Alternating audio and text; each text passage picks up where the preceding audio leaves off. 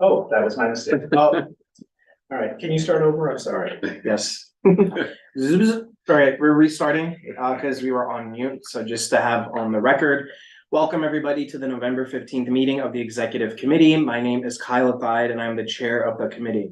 Tonight, we are joined by District Manager Jesus Perez, and the meeting was called to order at 6:36 p.m. As a reminder to everyone, the New York State law now requires all community board members who are not able to attend the meeting in person to have their cameras on and their first and last names on display from the time the meeting is called to order until the meeting is adjourned. To the members of the public who are attending virtually, you can raise any questions or comments through the Q&A feature of Zoom.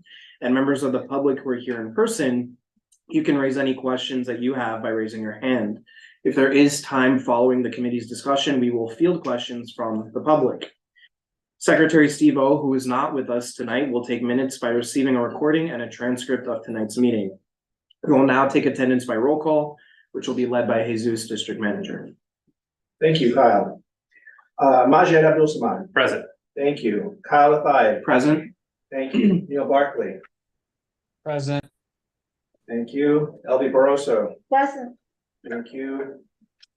Claire Brennan. Excused, absent. Okay.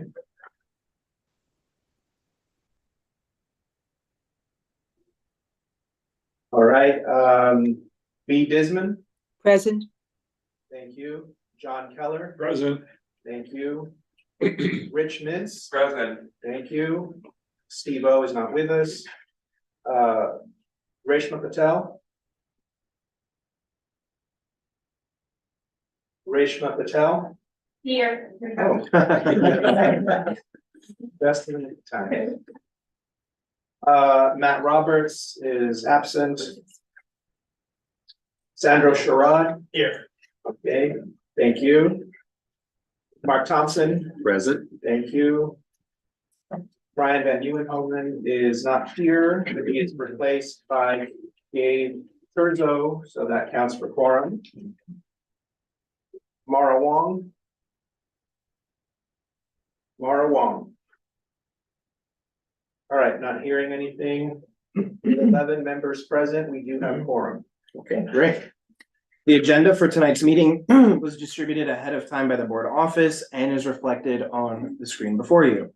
If there is no objection, we will adopt the agenda. So members of the committee, if you object to adopting the agenda, please raise your hand. Okay, seeing no objections, the agenda for tonight's meeting is adopted. The minutes from the September 20th Executive Committee meeting were distributed ahead of time by the board office. If there is no objection, we will adopt the minutes as drafted. Members of the committee, if you object to adopting the minutes, please raise your hand.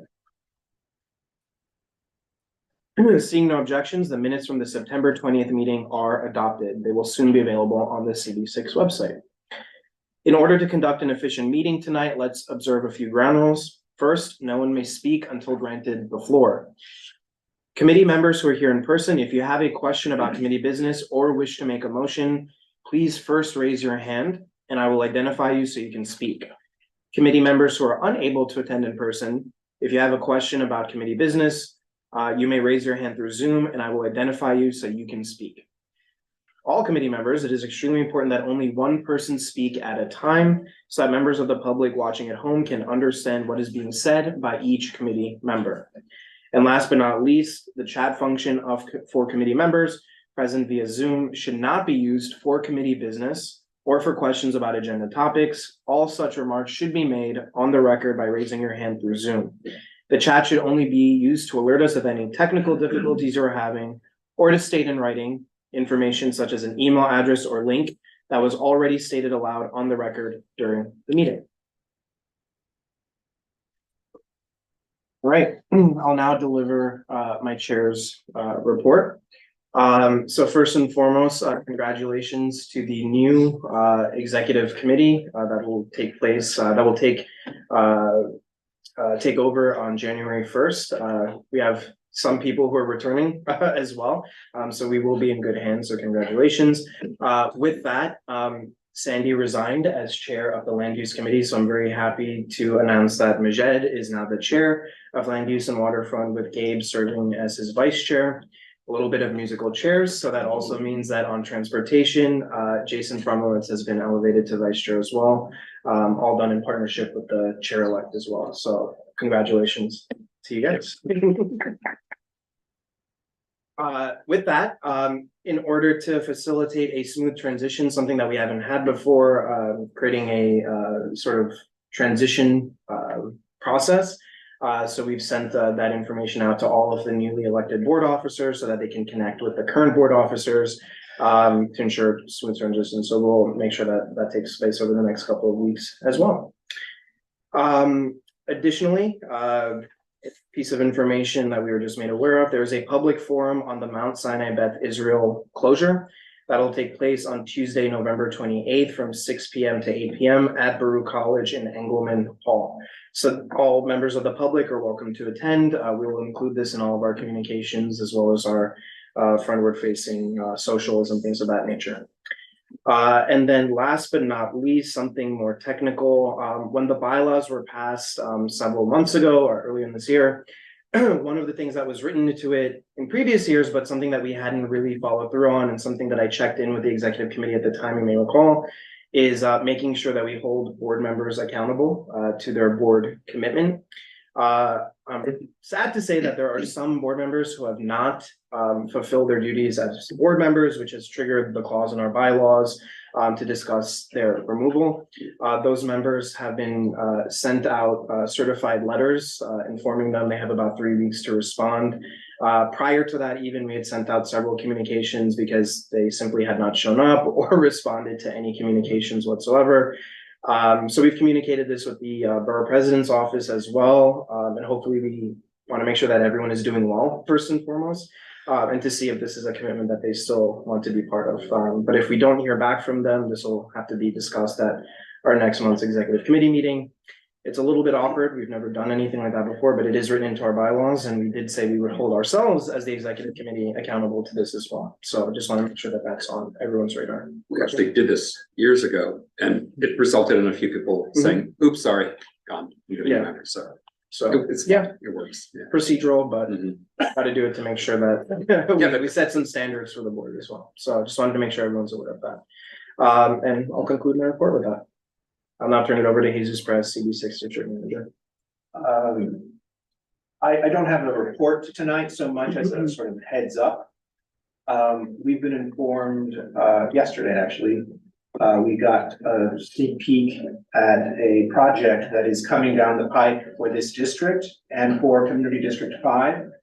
It is coming down along Lexington Avenue from 41st Street to 49th Street. And since that is the boundary of our two districts, it straddles them both. I'll show you an image real quick. The project is, they're looking to begin the project in the summer of 2024, June-ish, July-ish. You see here on 41st Street, all the way up to 48th Street, 49th Street will come into play momentarily. These red dots are intersections along along Lexington Avenue, 41, 45, 46, 47, 48. DDC envisions pedestrian safety upgrades for these intersections, curb extensions, sidewalk extensions, making the pedestrian ramps ADA compliant, things like that. That will actually be the second phase of the project, because the first phase of the project will involve everyone's favorite words, water main replacement. Sorry, all this Zoom stuff is blocking, but essentially from 45th Street along Lexington Avenue to 49th Street, and it extends along 49th Street to 3rd Avenue. There will be water main replacements. The project is looking to start, it has started outreach earlier than most other projects have of this kind. They have a very specific reason for doing so, but essentially, long story short, brownie points. So they gave us a sneak peek of the presentation, and we are looking to see DDC's availability to see if they can come to preferably the December Transportation Committee meeting, if not the January one. Their construction liaison, which other DDC projects you may be familiar with have, has not been on duty, but because they're starting early with the outreach, they already have a presentation. So we figured, if you got the presentation, you might as well come. No one will object to hearing about this as soon as possible. So, but I thought it might be good just to give you guys a heads up that this is coming down. They claim that the project should be done in about 2.5 years. We'll see. We'll see. May I ask a question? That blue area, does that indicate that Lexington will be pedestrianized between 44 and 43? This blue area? Yeah. This blue area refers, this is the code for the East 43rd shared street. Right, is that gonna be extended up that block of Lexington? I don't remember the details of the East 43rd Street shared street. Sandy, this has been a frequent conversation at the East Midtown Governing Group. I don't go to those meetings anymore. Okay, But the plan was to make it more pedestrian there's some friendly. intention to do something. Yeah, more pedestrian friendly, lower the speed limit. They've done a sort of template light touch right now. Well, they have on 43rd, there's an extremely light touch on that block of Lexington, but Yeah. this suggests that they're gonna. That's what this is. Do That's more, what this is. okay. So, but I don't want to speak to the specifics because I Right. have not looked at it for a My while. other question is, and this may be for the chair, is there any reason why I should not talk about this more broadly? I understand it's public information by definition, because we are discussing it at the meeting. You're talking about right now? No, I mean, is there any reason why I shouldn't discuss this with people outside the community more? Okay, I don't think so. I asked whether, sometimes when projects are very new, the materials are embargoed. I just want to be respectful of the Yeah, that's DDC. not the case here. Okay, But what I would probably suggest is let's see if we can get them to the December Transportation Okay. Committee meeting. And if we can, it might be good to inform people that Okay. it will be talked about more and in depth at that meeting. thank you for bringing this to us. It's going to be very exciting for a lot of people. But yeah, in lieu of a report, that I think as a heads up was in order. Thank you. Unless there are any questions. Yeah, seeing none. All right, so we'll move on to our next month's committee agendas and we'll start off with transportation.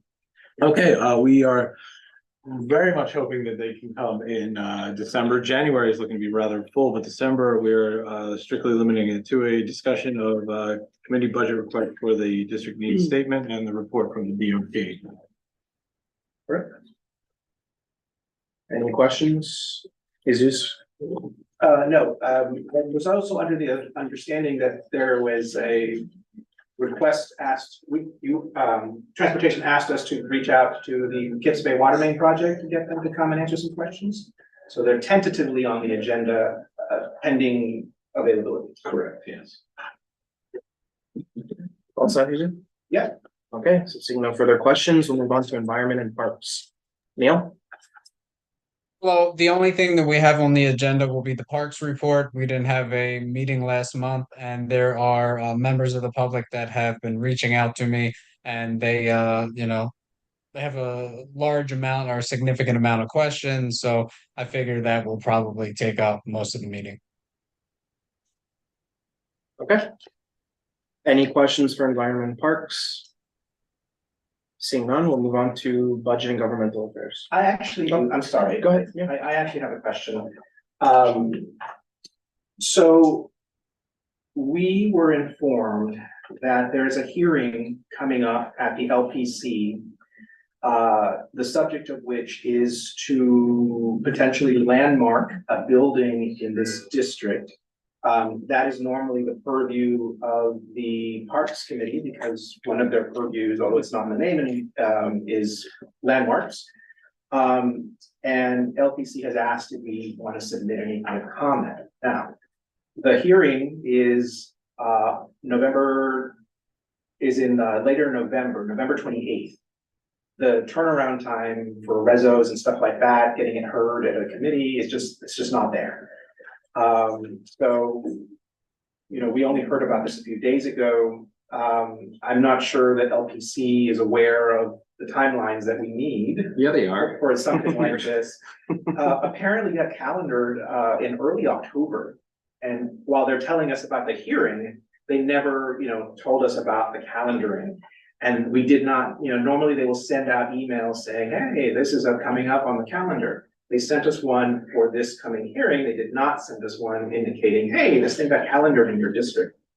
I don't know, if you're interested, if you're curious, I can show you the building. It is the Moduliter building at 246 East 58th Street. It's a interesting looking building. You know, there are several questions, I guess. You know, if, for example, this one right here. Do you want to share your screen? Yes, thank you for that reminder so that everyone else can see. It is this building right here. Which LPC calls the Moduliter building. You know, if this is something that the board is interested in weighing in, there's very little time to do it. And unless the board wants to vociferously object, maybe it's not worth trying to get in there in time. But for future things of this nature where buildings are up for designation, I mean, is this something that you guys want to know about or something? Is it worth our time to reach out to LPC and say, hey, how can we know about this a little sooner? Because the designation isn't done in like 2 weeks. This has been in the works probably for a long time. And I find no evidence that we were ever told up until now. And the notice of calendaring was actually in the press and in a newsletter. So it wasn't from the LPC. So if this is something you got, and you don't even have to necessarily answer this today if you want to chew on it, but if this is something that matters to you, you know, maybe let me know and we'll see what outreach we can do to LPC to see if there's a way they can get us this information a little bit Yeah, sooner. I mean, what I would say is, absolutely, because that's our responsibility as a community board. I think it can stay in parks, as it has been.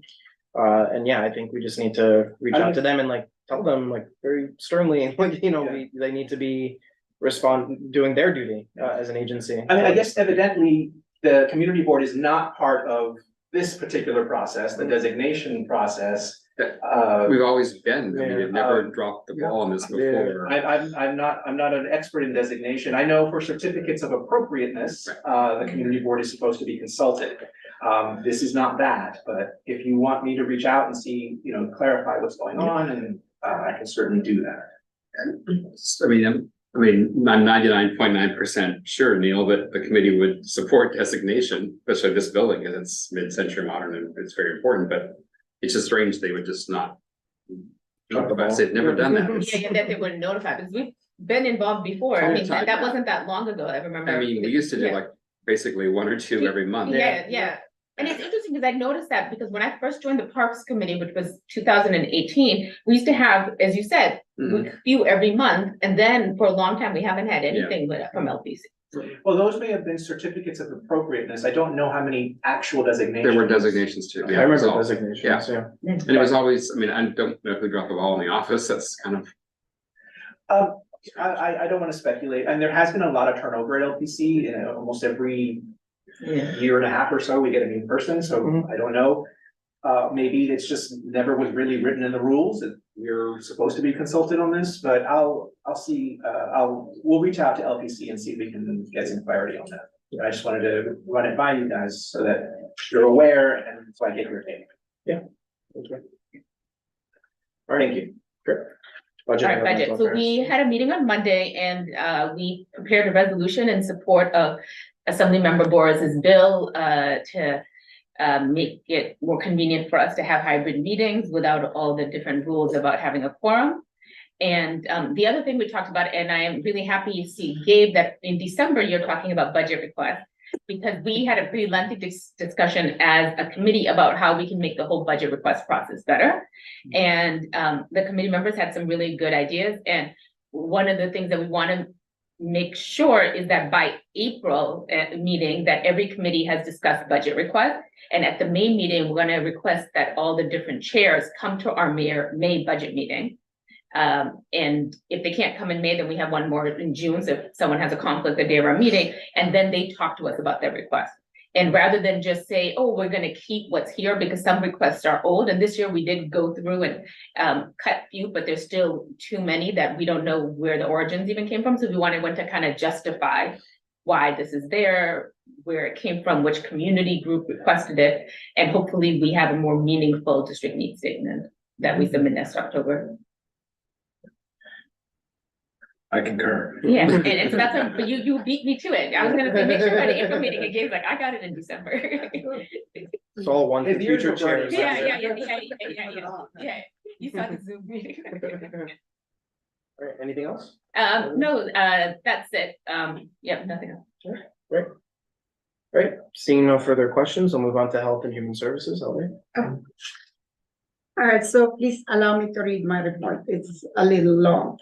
So the recap of previous meeting. So we discussed the 3 bills introduced by Council Member Lincoln Rustler on detailed steps in the city that would take to prepare for and address the emergency periods of poor outdoor air quality. So 2 of the Rustlers' proposed measures would require the New York City Emergency Management to notify the public both about the air quality and how to stay safe, and to create a specific emergency response protocol. So according to Heather Reuter, the Office of Deputy Commissioner for Planning and Resilience, Emergency Management is working on incorporating air quality events into its plans. So in addition, under Rustler proposed legislation, activities that emit harmful air pollutants would be limited. For example, charcoal grilling would be banned and personal driving discouraged in an effort to avoid worsening air.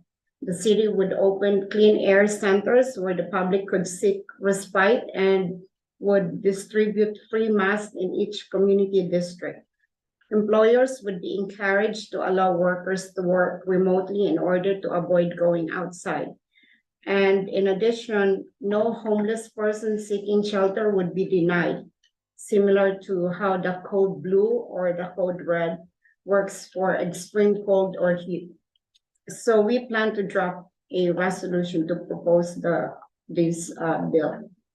The second one, about the community board health fair. So instead of planning a big health fair, a suggestion from the committee is to plan for small specialized health fair in collaboration with other agencies that tandem with celebration of special days like Breast Month. So we can plan to offer mammography screening in our district. Another example is the celebration of the World TB Day in March 2024. We can provide TB screening in our district.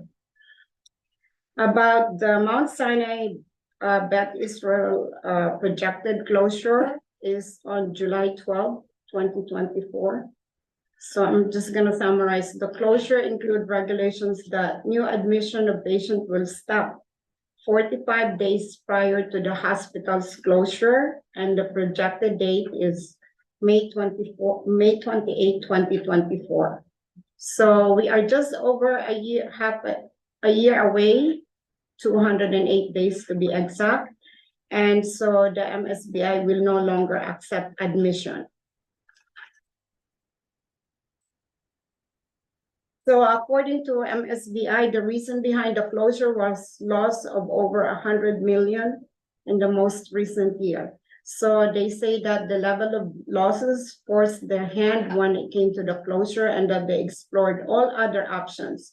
The other detail related to the closure that was not mentioned in the news, but that was nevertheless find interesting is that they say that they have a lot of outdated infrastructure at MSBI and that they are unable to modernize. And the fact that they've been operating at under 30% capacity.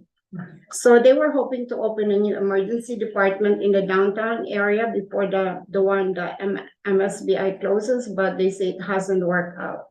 So our concern is that how will this closure of the emergency department affect ambulance response times in our district when someone has an emergency like cardiac arrest, major heart attack, or stroke? So the loss of emergency department will be a big concern. And how this closure will affect response to emergencies in our area. So Mount Sinai seem to believe that NYU Langone and Bellevue will be able to take on the patients MSBI used to get. And Council Member Rivera, chair of the Committee on Hospitals, seemed thoroughly unconvinced that these other hospitals will simply be able to absorb former MSBI patients without the other hospitals having capacity issues. So, and it's the New York State Department of Health that needs to approve of the closure plan that Mount Sinai has laid out. The state DOH could reject Mount Sinai's plan to close the hospital. Another possibility that can happen is changing the status of MSBI into a safety net hospital, where the state DOH provides some significant monetary funding to the hospital. And as we know, the mission of the safety net hospital is to provide care for Medicaid beneficiaries and those who are uninsured. But we don't know if MSBI will agree to it.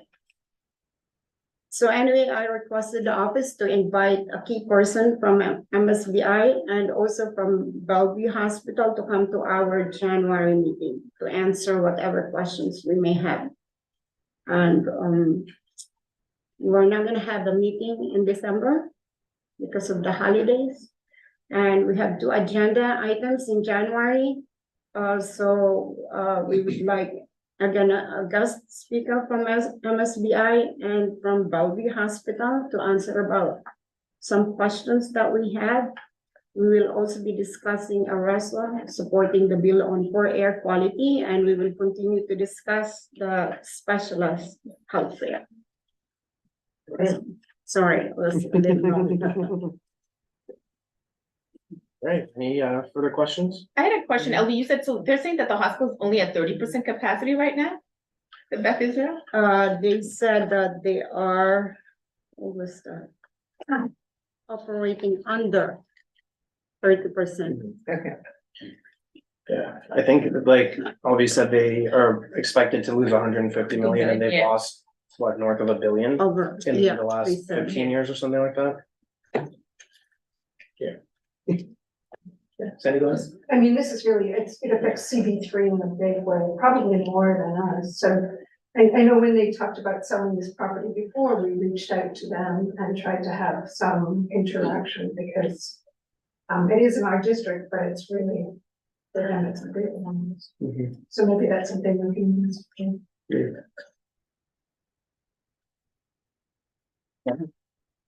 Seeing no further questions for Health and Human Services, we'll move to Housing and Homelessness.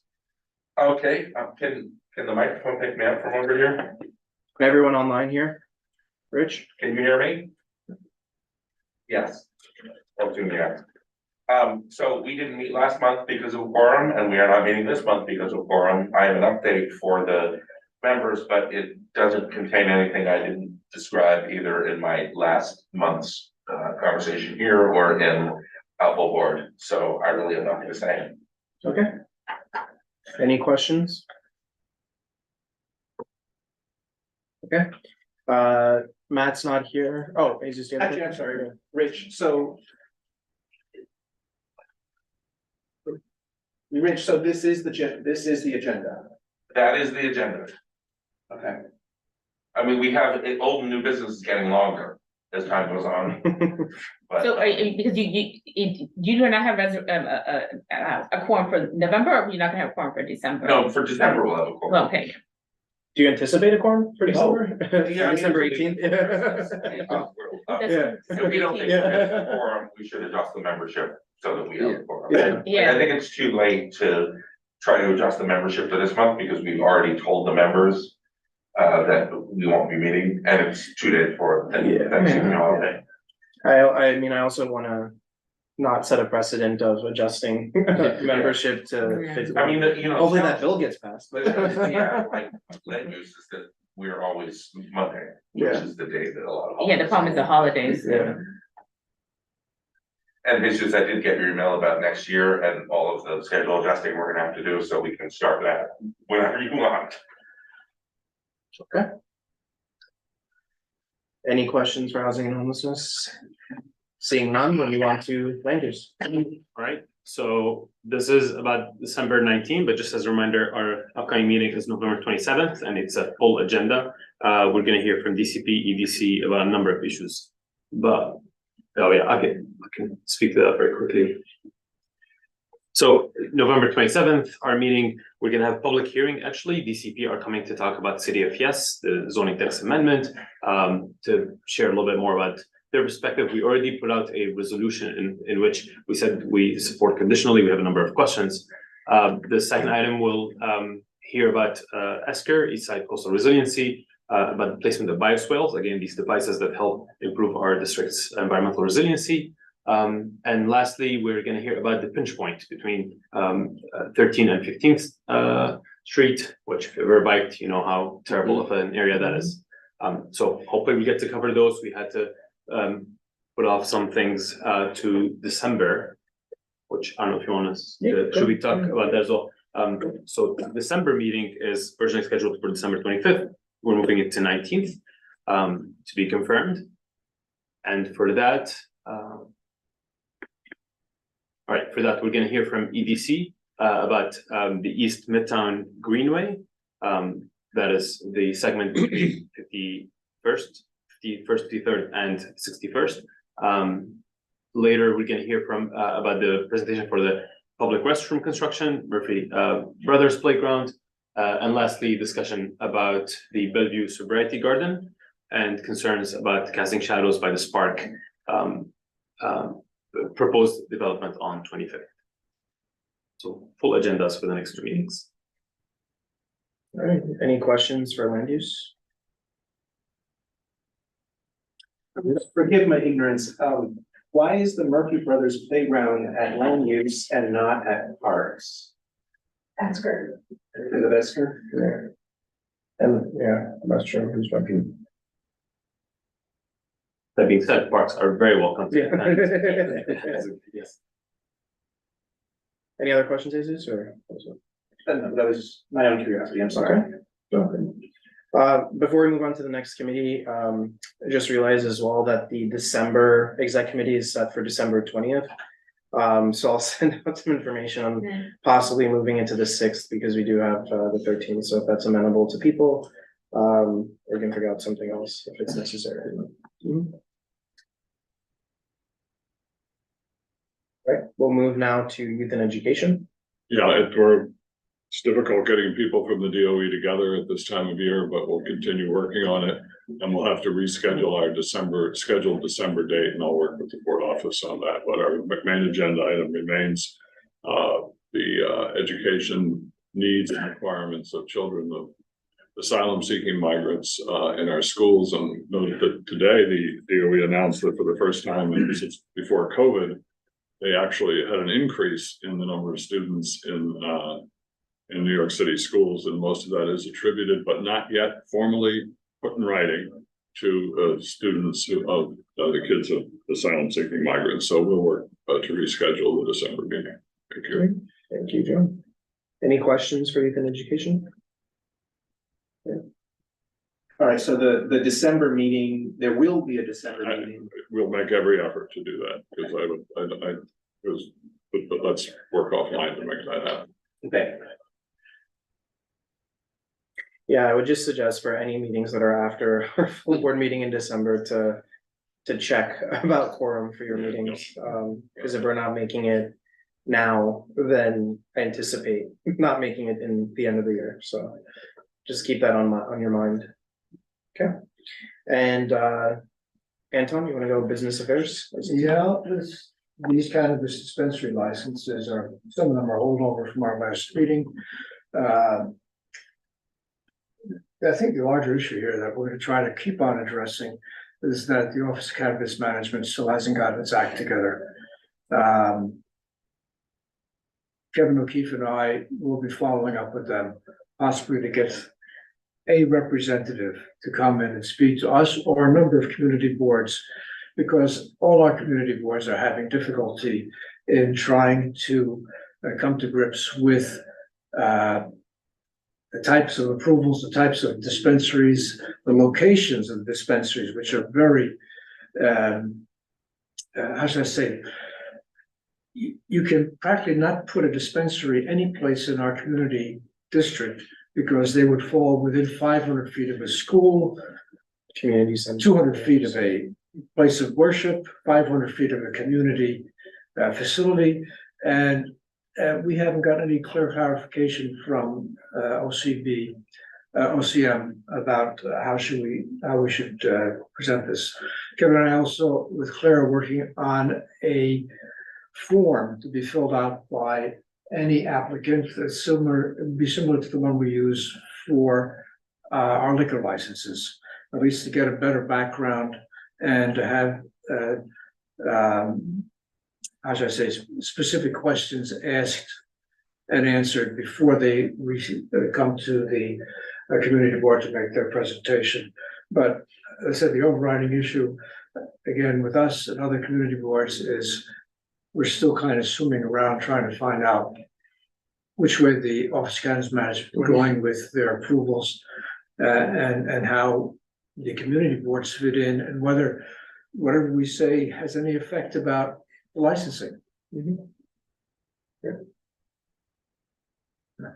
it's a conversation I have with other chairs as well, and believe it or not, we actually have the most manageable schedule of reviews. As Jesus mentioned, there's some other boards that are completely inundated. But so Over 70 at CB2 a couple weeks ago. yeah. So just a bit of FYI, the borough president, so for those who don't know, every month, the district managers get together with the borough president's office for a meeting that's called Borough Service Cabinet. And it's sort of a time for the district managers to hear a presentation from an agency or to talk about issues that are affecting the respective districts from a borough-wide lens. And the borough president's office was able to secure OCM for the meeting. It's happening on Friday morning. I'm hoping to attend and double booked that morning, but if you've got questions, I know there was at the last bulk meeting, there was talk of perhaps supplying a list of questions. If you have questions, it would be good maybe to give them to me sooner rather than later, and I can try and relay those questions and convey that you would like to have OCM come to the meeting. I will say, look, from an agency perspective, I'm not happy about the rollout. It's unfortunate, but on some level, they're only human, and I'll give them the benefit of the doubt and say, you know, if we could sort of get a good, very structured view of what it is we want them to discuss when they're here with us, rather than sort of just kind of assail them with, we're not happy with you, that may be a good thing to hammer out. These are, as Anton said, holdovers from last month. We have not gotten any really any responses. So I am going to inviting them. There is a preliminary questionnaire and that was already sent out because the committee agreed on it, and it's going to be a living document, I guess, a working document, as we've heard. But we haven't really gotten any responses. So tomorrow is the 2-week mark, so I'm going to send Claire sort of an update. I'll include you as well. I'm gonna send an update about where we stand with some of these. Because we may not, I can't guarantee that they will come. So it's still there are a lot of moving pieces. Any further questions for Bob? All right, let's move to the next item on the agenda for this. That was it. Where we have the resolution. Yes.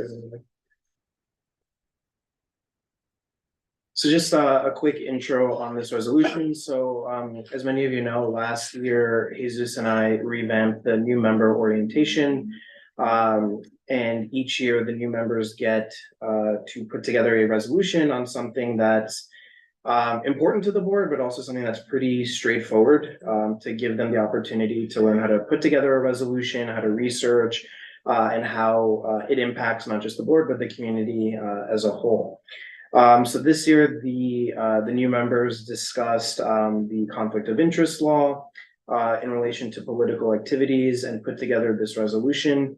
The purpose of it is to actually help the board office operate. So Jesus, you want us to explain a little bit more about how this resolution will help you and the rest of the staff? Sure. Every so often around campaign time, community boards will get questions that sometimes are tricky. The most recent time this really happened in a large amount was in 2021, which was a very active campaign season. And so many boards had questions that were coming from their members like, hey, can we sponsor a candidates forum? Can we promote a candidates forum? Can we talk about the platforms of such and such of candidates as agenda items in our committees? Things like that. And that there were so many questions from so many boards that the borough president's office, this was under the previous borough president at the time, sent out a memo and provided some guidance by email and even had a question and answer session at this borough service cabinet meeting with the DMs that I mentioned earlier. And while since it's always good to preserve knowledge once you have it so that you don't lose it and have to sort of try and summon it, every 4 years or so, that's what the purpose of this resolution hopefully will achieve. It lays out sort of the importance of the conflicts of interest law and its relation to political activities.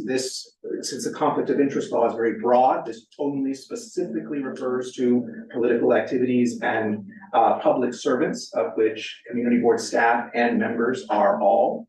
And it essentially provides not an exhaustive list, because that would not be possible, but a relatively comprehensive list of things that we should not do. And so that if ever we need guidance, we can go back to something like this and take some guidance from there.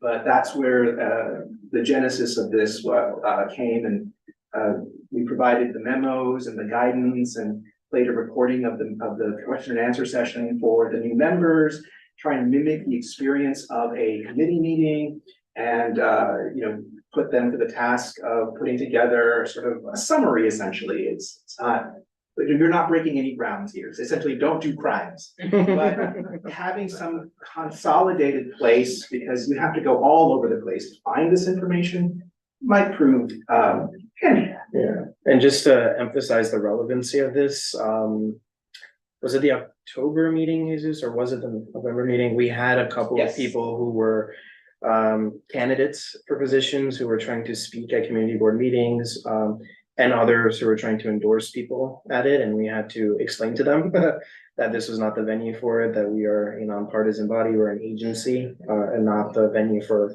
political activities. So there is recent relevancy to this as well. Also, we want to, our experience with the Conflict of Interest Board has been a little bit like, they get involved when you're already in trouble.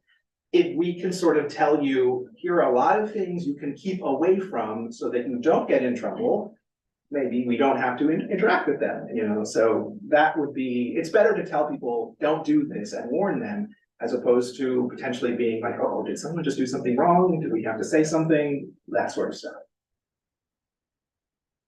Any questions? Yeah, I have a question. I don't have it. I was trying to find the electronic version of it. But what I recall when we were looking at this last, there was some wording that could have been improved, I think. So there was something to the effect of, I'm trying to find it, it's on the screen.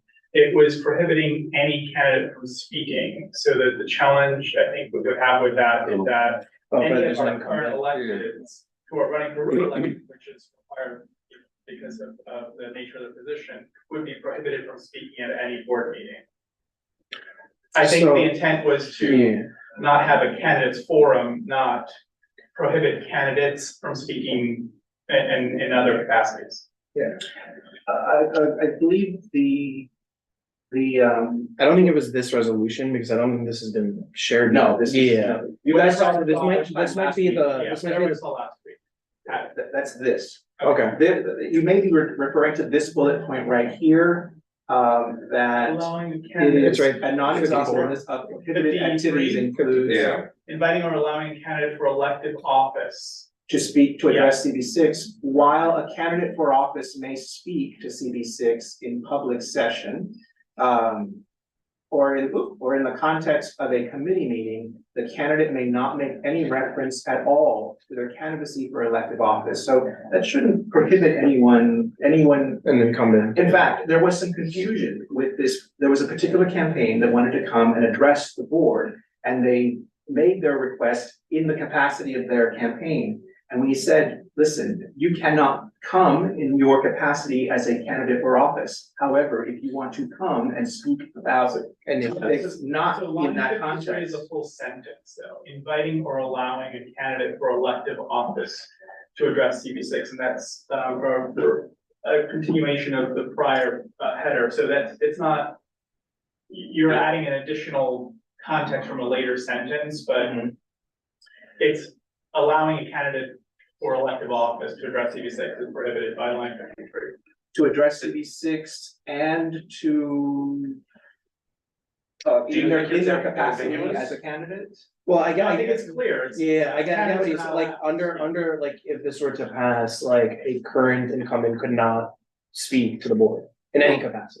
No, No, it could, but but not about it's this. because it's saying you can speak, That's the Right. that's the Yeah. second part, but I think it, like, Yeah. it could, That's a like, later sentence, that's Yeah. not. but it's one bullet point. I think Sandro's saying they're in conflict with each Yeah, other. okay. It's not. That they it's should not be destroying. joined. So the wording We need needs a to be conjunction. that's what I'm saying, yeah, it needs Yeah. it just, the wording needs to be changed. So I mean, again, I'm not, this is not a hill I wanna die on, but, if, for example, a city council member for our district comes and then starts electioneering, I believe that's against the rules, Yeah. so, you know, that would sort of, I think what, Sure, what but- the But we can put. is that it seems like I think two we just bullet don't points want- in one. Yeah, Yeah, I think we want to clear up that, like inviting or allowing a candidate for elective I think office. we just send a recommendation, but I don't. To address CB6 in their capacity as a candidate, something like that? Well, It's kind of, I want to see weird the whole wording. context of yeah, the preceding paragraph. That's. Okay, so the preceding paragraph is just, these are all the bullet points, so a non-exhaustive list of prohibited political activities includes all of these things that may or may not be related. And one of them is inviting or allowing a candidate for elective office to address CB6 in their capacity as a candidate or some other wording that someone might yeah, suggest. I'm trying to think, cause it's almost like defining the word with the word. Yeah, or you start off with like while a candidate, right, can speak, and then at the end put that they can't talk about their candidacy. Right, so if we were to remove all of Well, we're hoping 53, to avoid Yeah. electioneering, right? Yeah, So we should say that. Yeah. So inviting or allowing a candidate to conduct, or a candidate for elective office to electioneer. An individual The to reason we electioneer? I think the reason it didn't just say electioneering is because we wanted to be very Explicit. explicit. About what And election this very thing happened, and if we can then point to something, hey, it's not in CB6 policy to allow this, you can do this, you just can't do this. And there was some confusion, apparently a supporter of that candidate came and said, this candidate told me that you told him he couldn't speak, and I was like, no, we did not say that. So having it in, I see what you're saying, but I worry that making it condensing it for the purpose of sort of making it not conflict may make it too vague to be useful. But again, in the end, it's up to all of you. I think. Can we just say an individual for elective, like an individual addressing CB6 in their capacity as a candidate? Shall not. Or just say currently elected official can address us, but not. Yeah, and then we can put that in the section. Yeah. Prohibit a member of the board or the chair from allowing someone to speak, or are we trying to prohibit the type of speech from happening? To have to speak. Yeah. Doesn't matter That's who's not what enforcing this it. says, it's inviting or allowing, so this is, The Kyle's action chair. of, Yeah, I would say Kyle's in violation of the resolution. The person Has is a nothing to do Kyle, with it's not candidates. right, yeah. So they Well, can still speak, but I the don't. agency's in violation, because if the agency But allows. are we trying to clarify that think it's it's for both. prohibited behavior? I think we're, the focus is. I think it's for both, because during this discussion, it was also like, because obviously, you know, as board members, we have various capacities in the community. Would it be allowable for, you know, example, a committee chair to be like, I bring this person to this committee? And this was actually something we talked about in 2021. They may not have the expertise, but they're a candidate that has a specific plan for some topic. Should they be inviting them to that meeting? And that was actually a conversation that was had with the general counsel, actually, I think at the time. Yes. Where they're like, if they have no relevancy or Right. what's it called, like expertise in that subject, like they should not, like that's could only be electioneering. So it is partly us, our behavior as well, because that is the focus of the resolution, is like our behaviors. But I think also for someone from the outside to say like, I can't be doing that as well. That makes sense. I have a suggestion here, since this is a bullet points, we can just stop this in their capacity as a candidate. Footnote 4, take all the rest while and put that in the footnote. Or just make another bullet point. Well, then that really would separate them, those really would be in conflict of. Right, Yeah. but this is a list. Yeah. Of things that This is you a should list not of do. prohibitive Exactly. things, right? So then saying what you can do in the middle of one is a little awkward. Yeah. Should we say members shall not invite or allow? Yeah, I think candidate that for- would be clear, if that's Yeah. the behavior we're trying to correct or avoid. It's, or the board. Are you saying invite or allow? Yeah. Board members shall not invite or address allow a any candidate for elective office to address the Regarding particular their capacity as a candidate. Yes, but in this particular case that just recently happened, no one invited this person, Yeah. this person. Well, we can have a second bullet that also says other people can't speak. But I think if we're trying to address the invitation or allowance of someone to speak, that should be clear. and also this resolution is aimed at the staff and board members. Mhm. We don't say if the resolution is for public, the elected everybody officials, else, yeah. right? Well, actually, yeah, because then if that, I mean, exactly how that situation unfolded for us, we can just cite the law to that individual and be like, well, you can't do that. Yeah, Or if someone just randomly comes up like that, the chair would presumably call them out of order for violating law. Which we've done in the past. Yeah. Yeah, so let's, I think that's clear, that for at least for those, does that make sense, everyone? Yeah. Like members shall not invite. Yeah. Okay. Includes. Members inviting or allowing, or how? members cannot invite, right, Includes members. Includes Inviting or allowing. allowing you. inviting or allowing for elective office to address these in their capacity as a candidate. Yeah. Is that fine? How about we even like make it more explicit, while a candidate for office may speak to CB6 in public session. as a public member or as a community member or in the context of an agency? Public session has like agencies, it has elected officials, it has the general public. But yeah, but that may not be explicit or Right, but they original. might not. Yeah. so- But they can't speak to us as an elected official because they're not one yet. They Right. can't speak to us Well, as they an might be, agency. they might be running for reelection. Well, because the way I'm reading this now is like, while a candidate for office may speak to CB6 in public session, Yeah, because that allows then all the candidates to just come in or Speak in public public. session to do a candidate's forum. But they can't speak in full board at any other time because no one else can speak unless they're a member of the board. Like that's why I specifically mentioned public session. That's the only time anyone's to speak. They should be campaigning. Well, I don't think we want that, though. I don't think we Yeah, what's want this no reference candidates? campaigning in public session, Yeah. right? So that might or might not be illegal, but that's not the point. I think we're setting a policy of what the board should allow. So I think we should not allow for any sort of campaigning during public session as well. That's my Because first. that's when they would come and do it. Well, I guess that what this is like, a person, let's say a person, person one. They come, they may be a candidate for elective office, but if they're coming to us, in another capacity, as an individual, I mean, they cannot not run anymore. I mean, so a candidate for office may speak, meaning someone who happens to be running may speak, they just cannot. So this is not, so this isn't really prohibiting electioneering. This is prohibiting someone mentioning that they're running for office. Which, Is electioneering. yes, but that's not the sole definition of electioneering. Yeah, do you want to put in electioneering Right, instead of they- that, they which could- covers they a could whole list bunch a of stuff? 10-point plan. Where they could spend their 3 minutes doing electioneering without actually saying, and I'm running for X, right? So. Which, But we So, can't. where do we draw the Right now, line We on can't that? Yeah. prohibit people, like I asked the conflict of interest law, when this very real thing came up. Can we say, no, you can't come? No, we cannot say that to them. but we So- can say you can't electioneer, And so, and I think. but we do tell them, you cannot, electioneer, you can't mention your campaign, you can't speak to us in the Yeah, capacity. because And so I guess, I tried to, we tried to, So this Convey. is, was that coming from the council specific to electioneering, or was that about general public comment? Because we also prohibit solicitation. that was about, we explained to the conflict of interest board what the situation was. And it was about a person running for a. No, my question is about the comment of what we can and cannot say can be done during public session. I'm not sure I understand the question, I'm sorry.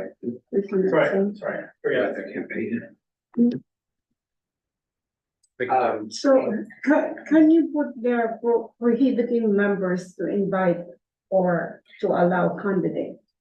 Because look at the bullets, they all are starting from action verb, printing, storing, displaying, providing. And this one did So- too, except people wanted to put members in there, so. Well, Or we it's can like- say prohibiting members to invite or to allow candidate for it. Can we just go to the top of this Yeah, list? go Because I think to that the makes, top. a non-exhaustive list of prohibited political activities by members? Yeah, by Includes- members, yeah, maybe that's. By No, but members it's and not staff? members. By members and That's staff? done. A prohibited political, list of prohibited political activities by members and By staff. board members and staff? You want to say just CB6 members or board members as well?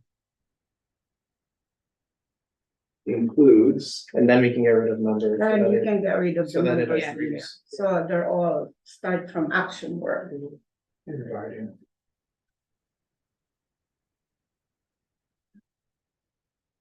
Needs strunk and white. It's missing at a line 55 as a candidate.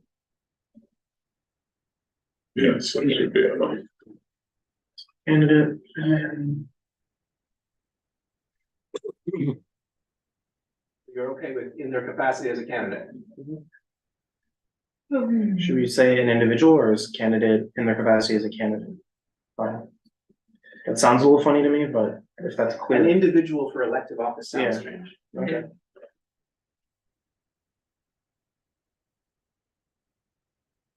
I mean, you could just get rid of that and just say an individual to address KB6 in their capacity as a candidate for elective office.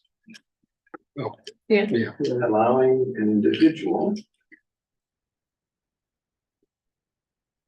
And, yeah.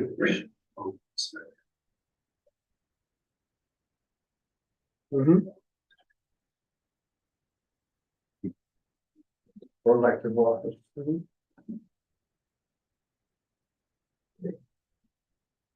We can't talk about it. Give that a second. For there, but- Well, what about Anton's, I see what you're saying, Right, 'cause what, a- that's not a list of prohibited activities. what about Anton's suggestion of making the while the candidate, blah, blah, blah, As a footnote. as As a a footnote? footnote. Sure. Yeah. I think it's a good idea.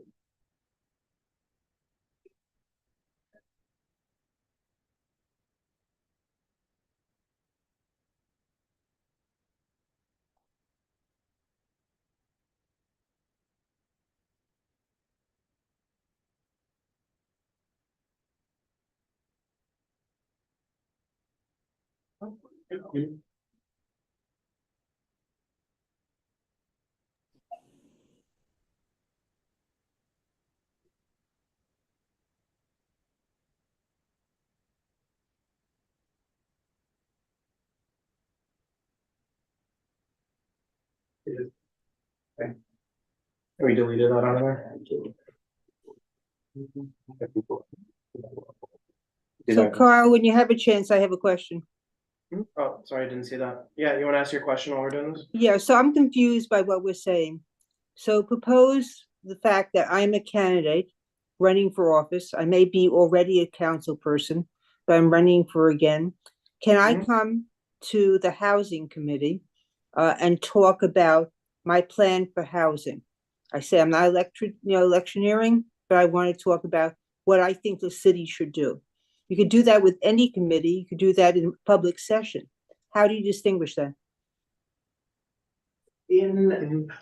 That's a good point. In the Q&A session that the Borough President's Office had back in 2021, the general counsel said that if the person has some sort of valid reason to be talking about a particular thing, some expertise, that, you know, it's allowable. Beyond where the line gets drawn, I don't know. I'm unfortunately. So that's a very slippery slope, okay? Because you don't know people's total backgrounds when they come. So how do you make the decision that X person can and X person cannot? Are you denying them freedom of speech? No, because I think this resolution is pretty clear that it's about themselves in elective office. And that the footnote actually allows for what you're saying, which is that if a candidate was to say, I have proposed legislation, or this is something that will be coming up next session, that would be covered within this, that wouldn't be a prohibited political activity. So I think the footnote actually addresses your concern, Pete. Yeah, I think it's a real gray line, okay? And I think we have to have a uniform understanding of what we can and not can't do, because otherwise we'll be considered biased to some and some not. But what exactly seems unclear to you? Which line? Which language? No, I am trying to say, I see the footnote, okay? Yeah. And let's say I don't have a background in housing, but it's part of my campaign structure. I don't come and talk about it as a campaign. I say, I see the committee has had all of these activities on housing. Let me suggest these, but that they really are the campaign. Having worked with the Hatch Act in the federal government, you are in a slippery slope. And you just have to be a reasonable standard in what you're doing. Mm-hmm. During that question and answer session in 2021, another board raised that very scenario that they were confronted with. And the general counsel said, no, that would not be an appropriate speaker on that particular topic in that particular scenario. Very narrow. Makes the meeting shorter. All right, any other questions on this? 56, I need a semicolon. All right, no questions, any motions or? So I wanted to just bring up one of the new board members who serves on, the budget committee had brought up this, wanted me to bring this up at the meeting, so it's not necessarily my opinion.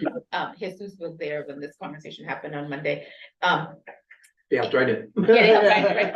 And it was, the question that person had was, one, isn't this some, like, these are rules, why should it be a resolution?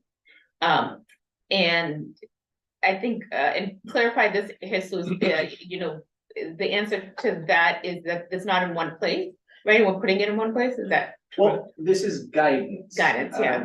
You know, and given that the knowledge of what, because you can tell someone no electioneering, you can say no political activities. You can say all that the conflicts of interest law says, but if you don't elaborate sort of real world scenarios, what that actually means, it can not be super useful. Yeah, I would also say like it's also, this is one of those resolutions that establishes policy and standard for internal processes, like very much like a bylaws committee, right? To say like this is actually what is and isn't allowable with this behavior, because it is something that is not necessarily clear to everybody, that it sets like the standard so that everyone is aware, like we voted on this, like we agreed on this as a standard. And then their other question was, by putting this out, does it make it seem like we did have board members doing this? You know, which again, like I said, Yeah. But I just wanted, because I said I would bring it up. I wanted to bring it- yeah. I guess one could see it that way, and one could also say, oh, they're, you know, conscientious, they're trying to educate their members. Yeah. That's the spirit in which this was created. I'll just say, in this line of work, so much comes at us, and oftentimes it just slips away, the knowledge. If we can document it as much as possible, it will not be lost. Yeah, and again, this is another. No, and I agree, I think this is helpful to have. Yeah, and very similar to like last year's, if you remember last year's was about like calendar dates. Yeah. This actually also helps Jesus and the other staff members as well, when they're explaining things to members about why certain things can't be done, that it gives them a reference point, because as most of us know, like people will argue the point, even if it seems like something that's obvious in law and written down in other places, but not necessarily as a board standard that someone has voted on. So this helps Jesus with a number of things. And one of the questions that we raised with the conflict of interest board is, you know, we're not lawyers, so are we maybe being more severe than the conflicts of interest board themselves would be?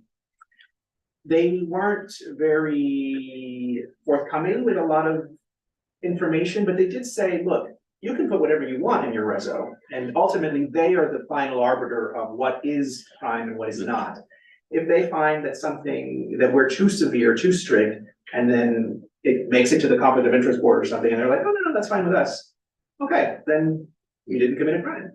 But, you know, and as with as with any resolution, if this is something that actually comes up with some regularity, or then it could be a living document, and it can be amended, and it can be refined as time goes on, and as members' understanding of this deepens.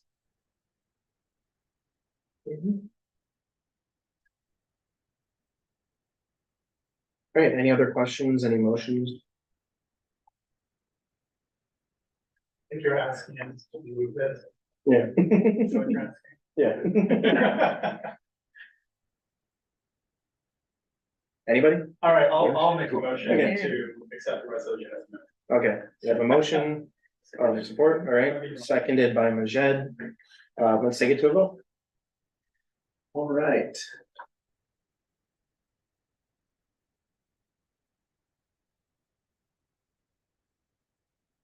Okay.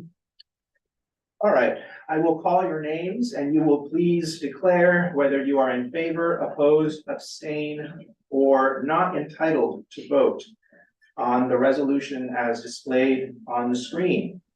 Majed Abdul-Samad. In favor. Thank you. I heard in favor. Kyle Afai. In favor? Thank you. I heard in favor. Neil Barkley. In favor. Thank you. I heard in favor. Elvie Barroso, In favor. thank you, I heard in favor. Claire Brennan is not here. B. Disman, In favor? thank you, I heard in favor. John Keller, In favor, thank you, I heard in favor. Rich Mintz, In favor. thank you, I heard in favor. Steve O is not with us tonight. Reshma Patel, In favor. thank you, I heard in favor. Matt Roberts is not with us tonight. Sandra Sherrod, In favor. thank you, I heard in favor. Mark Thompson, In favor? thank you, I heard in favor. Brian Van Nieuwenhoven is not with us tonight. Maura Wong is not with us tonight. Just out of point of information, does, Anton and Gabe get proxy votes? Because they're here on behalf. They are allowed to vote for the bylaw. Okay.